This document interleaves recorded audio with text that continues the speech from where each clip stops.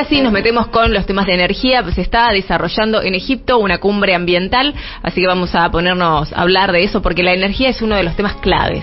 Totalmente. Bueno, por eso un poco me parece importante contar un poco de qué se trata esta conferencia de las Naciones Unidas sobre el cambio climático que se hace en Egipto. Es una conferencia que se hace todos los años. La primera fue en Berlín en 1995. El año pasado se hizo en Glasgow, creo que se pronuncia así, en Escocia.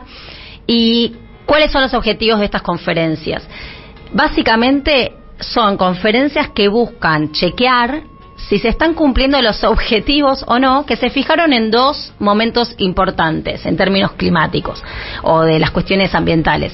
Una es la Convención Marco de las Naciones Unidas, que empezó en 1992 en Nueva York y empezó en vigencia en el 94, ya desde los 90 está este tema en agenda, que lo que se planteaba era que había que disminuir los efectos y las concentraciones del gas de efecto invernadero para reducir el nivel de las interferencias inducidas por el ser humano que son peligrosas para el cambio climático. Así se mencionaba en ese momento. Ya en 2015, con la avanzada de la crisis climática que estamos viviendo, ya los objetivos fueron de otro estilo, que fue mantener por debajo el calentamiento global por debajo de 1,5 grados. Eso fue en París en el 2015. Entonces, todas estas conferencias que se hacen anuales están controlando si esto se cumple o no. Por supuesto, imagínense, no se estarían dando esta checklist, no estaría funcionando. ¿Qué está hoy sucediendo particularmente? El objetivo mayor es garantizar que los países desarrollados, los países más ricos, se comprometan a financiar a los países más pobres, que son los más afectados por la crisis climática. Entonces, ¿cuál es el tema? Por ejemplo, el año pasado los países desarrollados se habían comprometido a duplicar el apoyo a la financiación para la adaptación de los países más pobres a las cuestiones climáticas, alrededor de 40.000 millones de dólares anuales para el 2025. Nada de esto se concretó. ¿Y cuáles son las dificultades que hay hoy para esto? Por un lado, que vivimos en un sistema profundamente desigual, eso ya lo sabemos, se vio claramente en la pandemia con la distribución de vacunas, o sea, los países desarrollados no se comprometen, no reconocen su responsabilidad, ni se hacen cargo del financiamiento, por un lado. Después que el capitalismo, desde la crisis de 2008-2009, no ha logrado recuperarse. Y además a esto se suma la crisis actual de la guerra de Ucrania, que generó una alzada de precios. O sea, por un lado, una crisis energética en Europa, que la venimos comentando en varias columnas, y a la vez una escalada inflacionaria de los precios de las commodities, sobre todo de alimentos y energía. Entonces, Europa está en crisis y está muy lejos de querer comprometerse o de dedicar financiamiento a estas cuestiones. ¿Por qué traigo esto? Porque obviamente tiene que ver con lo energético. Para un dato del estado de situación actual, hay declaraciones que han marcado que estamos muy lejos, casi en peligro, prácticamente ya dan por no cumplida esta posibilidad de limitar el calentamiento global a 1,5 grados. Se está hablando de que va a ser probablemente de 2 grados el calentamiento global. Ya estamos viviendo las consecuencias de eso. Y además hay un análisis de qué países generan las emisiones de efecto invernadero. Los dos países que actualmente generan más emisiones son China, Estados Unidos y toda la Unión Europea. Por lo cual, esto nos lleva a otra discusión que a mí me parece interesante traer hoy, que es, bueno, todos estamos de acuerdo con que hay que realizar una transición energética, eso ya está instalado en la discusión incluso hegemónica en todas estas conferencias. El tema es cuáles son las causas y cómo mejorarlo, ¿no? ¿Qué es la transición energética? Entonces, la crisis climática surge de la combinación de dos factores. Uno es la lógica del sistema capitalista, cómo el sistema capitalista se reproduce a sí mismo, y por otro lado, que el sistema capitalista desde sus inicios está atado al régimen energético fósil, es decir, de los hidrocarburos. Ahora, el planteo hegemónico respecto de cómo dar la transición energética, por supuesto, solo se focaliza en la cuestión del régimen fósil. Hay que salir del régimen fósil a ir a las energías más limpias. No hay una discusión sobre el sistema capitalista ni cómo se reproduce. Por lo cual ya esto genera una dificultad en generar una buena transición energética. Por otro lado, tampoco se reparten las responsabilidades, no son equitativas las responsabilidades. ¿Qué país generó el estado de situación actual? Y cómo se reparten los efectos de la crisis.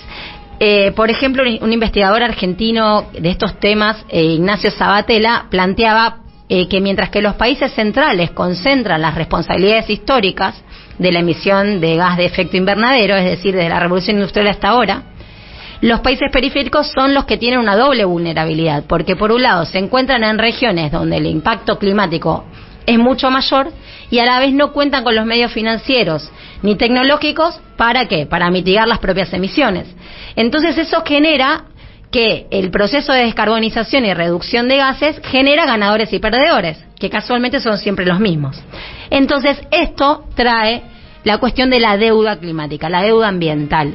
Hay un teórico africano de economía ecológica que se llama Hickel, que es muy interesante lo que plantea. Él dice, los países de altos ingresos no solo deben reducir sus emisiones a cero, sino que además deben pagar sus deudas climáticas. Y entonces el factor clave de la deuda climática es cómo medís la deuda, ¿no? Cómo medís estas responsabilidades.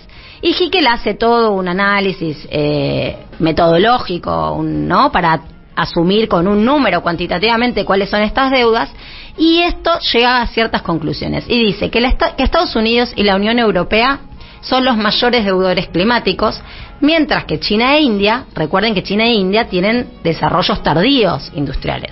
Hoy en día sí generan emisiones fuertes, pero no desde la época de la revolución industrial hasta ahora. Entonces, China e India son acreedores climáticos, lo cual esto podría liberarlos de la situación de limitar las metas de reducción de gas de invernadero actualmente, que es algo que China e India llevan a todas las conferencias, diciendo, ustedes nos están pidiendo ahora que hagamos esto, pero en realidad ustedes son los responsables de la situación actual, y yo estoy desplegando mi desarrollo, ustedes ya lo hicieron. Y por otro lado, ¿qué pasa con...? Entonces él habla del norte global y sur global. El norte global es el gran deudor, y el sur global, donde además de China e India, que hoy en día son potencias, de algún modo China específicamente, estamos los países periféricos, ¿no? Entonces también esto permitiría entrar en una discusión interesante para América Latina y Argentina especial, es qué pasaría, por ejemplo, con las deudas latinoamericanas, las deudas externas latinoamericanas, si se les descontaran sus acreencias climáticas. Es una discusión muy válida para tomar en cuenta. Además, la periferia hoy está sufriendo que los grandes países centrales, Estados Unidos, Unión Europea, empiezan a pensar exigencias comerciales asociadas a la cuestión ambiental. Entonces ponen aranceles basados en emisiones de carbono, si están presentes o no en los procesos productivos, barreras no arancelarias con requisitos ambientales. Eso genera que tengamos una necesidad, los países periféricos, de financiar tecnológicamente para reconvertir nuestros procesos productivos al estado de situación actual. Si necesitas financiamiento y no estás endeudado, ¿quién te da ese financiamiento? ¿Quién te da esa tecnología? Entonces es generar una nueva situación de dependencia de nuestros países periféricos con los países centrales por una deuda que generaron ellos. Argentina, por ejemplo, solo para dar un dato, representa solo el 0,7 del total de las emisiones. Y Argentina está muy endeudada y está sufriendo ya sabemos, gobierno de Cambiemos, ahora estamos con el FMI que hace revisiones periódicas. Esta discusión se podría haber metido en la discusión, por lo menos hacerlo, no digo que hubiera tenido éxito, pero por lo menos hubiera que hacerlo. Y ya estamos sufriendo el efecto climático. Les doy, para cerrar, tres ejemplos. Sequía hace 3 años, bajante histórica del río Paraná. Estas son cosas que pasaron estos años. Ola de calor extremo en el último verano, no sé si se recuerdan. Todo esto implica que nosotros nos tengamos que readaptar con financiamiento a nuestras metas energéticas. Entonces, después otro día lo retomamos. La transición energética es un desafío clave para nuestros países.